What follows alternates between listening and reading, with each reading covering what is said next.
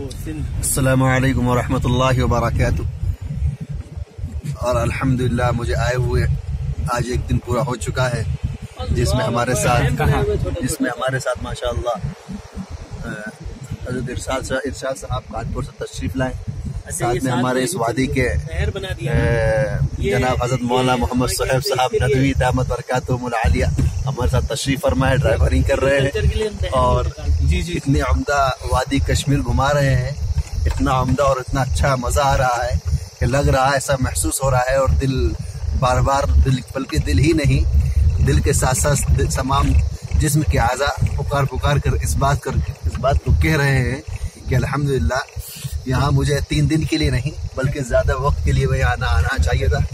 और ये मैं खुद नहीं कह रहा हूँ, बरस्ता तमाम लोगों से सुना ही था, लेकिन अल्हम्दुलिल्लाह यहाँ जब आए तो वाकई मुझे इस दुनिया की ये मुझे जन्नत नज़र मालूम हो रही है।